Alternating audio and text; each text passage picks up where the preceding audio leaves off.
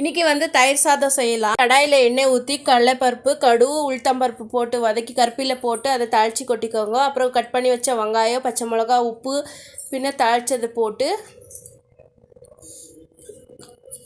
தயிர் ஊற்றி ஃபுல்லு தயிர் ஊற்றாதீங்க, கொஞ்சம் பால் ஆட் பண்ணிக்கோங்க, இல்லைன்னு ரொம்ப புளிப்பு வந்துடும். கொஞ்சம் கட் பண்ணி வச்சா கொத்தமல்லி எல்லாம் சேர்த்து நல்லா மிக்ஸ் பண்ணி விடுங்க. நல்லா எல்லா பக்கமும் கோட் ஆகுற மாதிரி மிக்ஸ் பண்ணி விடுங்க. சூப்பரான தயிர் சாதம் ரெடி. இதுக்கு ஊறுகாய், மிளகாய் வத்தல், பொட்டேட்டோ ஃப்ரை இப்படி எது இருந்தாலும் சூப்பராக இருக்கும். நான் வந்து மாங்காய் சாதம் பின்ன தயிர் சாதம் ரெண்டுமே செஞ்சுருந்தேன். அதுக்கு நான் வந்து ஊறுகாய் பின்ன போண்டா செஞ்சுருந்தேன். சூப்பராக அருமையாக இருந்துச்சு.